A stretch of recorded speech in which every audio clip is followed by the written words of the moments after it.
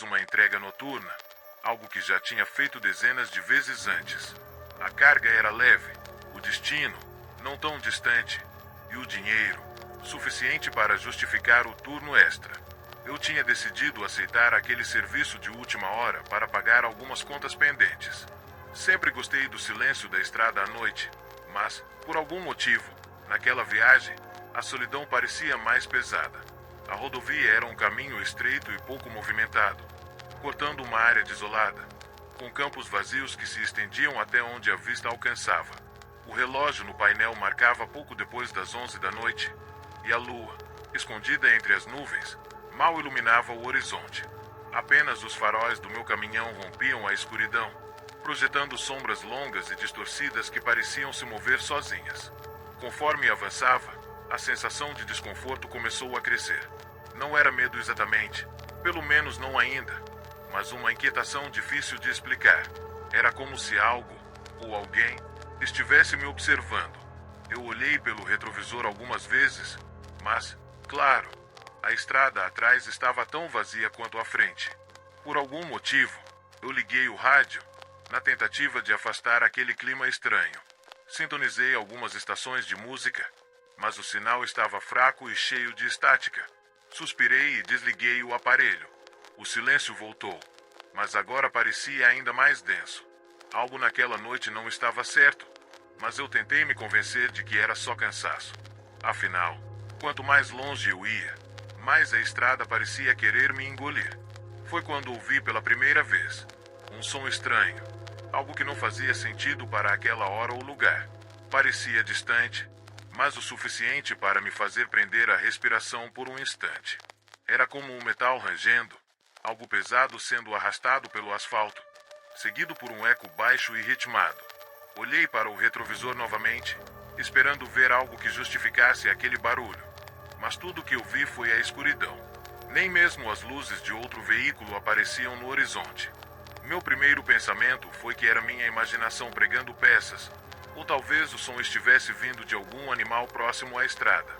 Mas, à medida que eu dirigia, o ruído persistia. Era quase como se estivesse acompanhando o ritmo do meu caminhão, ficando mais nítido conforme avançava. Reduzi a velocidade e abaixei o vidro para ouvir melhor. O ar frio da noite invadiu a cabine, trazendo um arrepio que não era só pelo frio. O som estava mais claro agora.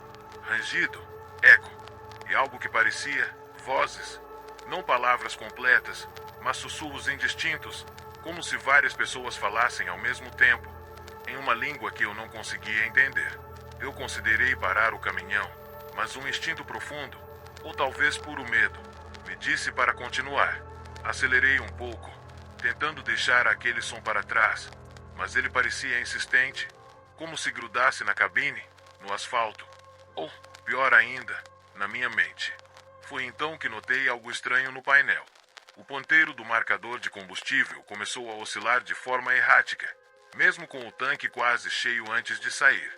A estrada parecia mais longa agora, mais isolada, e o som mais perto. Enquanto o barulho persistia, algo ainda mais estranho começou a acontecer. A estrada, antes iluminada apenas pelos faróis do caminhão, parecia estar mudando. Uma névoa começou a se formar, fina no início, mas densa o suficiente para reduzir a visibilidade em questão de minutos. O reflexo dos faróis parecia ser engolido por ela, como se a luz se recusasse a penetrar mais do que alguns metros à frente. Eu tentava me concentrar na estrada, mas minha atenção foi roubada por algo que surgiu na beira do asfalto. Uma sombra, indistinta, parada na neblina. Reduzi a velocidade, meu coração disparado. Pensei que poderia ser um animal, talvez um cervo, mas enquanto me aproximava, ficou claro que era algo humano. Era uma figura alta, de proporções levemente erradas, como se os braços fossem um pouco mais longos do que deveriam. Não consegui distinguir o rosto, mas havia algo perturbador na forma como permanecia imóvel, virada para o caminhão. Congelei, os dedos crispados no volante. Eu sabia que deveria passar direto, mas a curiosidade, ou o pânico, me forçou a diminuir ainda mais. O som do metal arrastando continuava, agora vindo de ambos os lados da estrada. Quando o caminhão estava prestes a ultrapassar a figura, algo mudou. Ela inclinou a cabeça, levemente, como se me encarasse.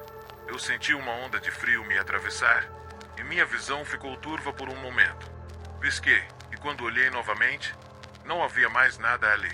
Acelerei sem olhar para trás, tentando afastar o medo com lógica.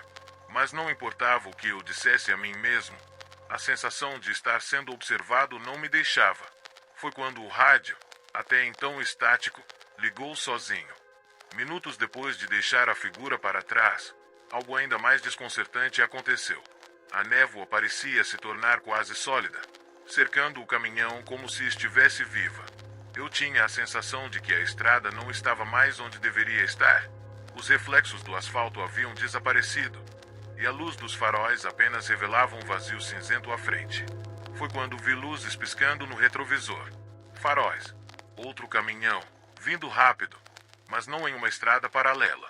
Era como se estivesse exatamente atrás de mim, emergindo da névoa, mas sem o som característico de um motor ou pneus na estrada. Apenas o ruído insistente de metal se arrastando. Com o coração batendo forte, olhei mais atentamente no espelho lateral. O caminhão atrás de mim era antigo, parecendo de décadas passadas, mas mantinha um brilho sinistro nos faróis.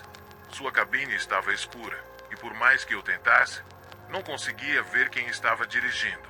Ele estava se aproximando, rápido demais para o que parecia ser seguro naquela neblina. Fiz um movimento instintivo, pisei fundo no acelerador, tentando me afastar, mas o caminhão atrás de mim fez o mesmo, mantendo a distância de forma perturbadora. Era como se estivesse brincando, me provocando. Então, ele começou a se mover para o lado, como se quisesse ultrapassar. No momento em que ficou ao meu lado, olhei para a cabine. Meu corpo inteiro gelou. O motorista era uma figura indistinta, mais sombra do que pessoa. No instante em que nossos faróis se cruzaram, a cabine do caminhão fantasma pareceu piscar, revelando algo impossível. Imagens de acidentes, chamas e destroços, como se aquele veículo estivesse trazendo a morte consigo. Eu me preparei para o impacto, mas o caminhão desapareceu tão rapidamente quanto surgiu, deixando apenas a neblina e um vazio ainda mais profundo. Parecia que o tempo havia parado. Eu estava paralisado, sem entender completamente o que havia acabado de acontecer. O caminhão desaparecera, mas o medo que ele me causará não se foi. Olhei para os lados, para ver se eu ainda estava na estrada que conhecia, mas tudo ao meu redor parecia distorcido. As árvores haviam mudado de forma e estavam agora em uma posição estranha, como se a realidade tivesse se dobrado. Tentei mais uma vez olhar para o retrovisor, mas dessa vez algo diferente aconteceu. Não era o mesmo caminhão que aparecerá antes. Agora, o reflexo que se formava parecia me olhar de volta. Um homem, mas com os olhos completamente vazios. Ele estava lá, me observando, mas eu não conseguia lembrar de como ele tinha chegado até ali. O rádio, que estava em silêncio desde o início da viagem, começou a chiar, e uma voz baixa e rouca saiu dele, quase inaudível, mas ainda assim clara o suficiente para fazer meu estômago gelar. Você vai rodar para sempre. Eu queria gritar, mas as palavras ficaram presas na garganta. A estrada parecia não ter fim. Os sinais de quilômetro não mudavam e o horizonte não se movia.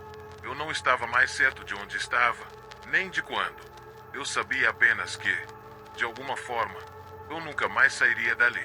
De repente, o caminhão, que parecia desaparecer a cada curva, surgiu novamente, mas agora, o mesmo fantasma estava em minha frente.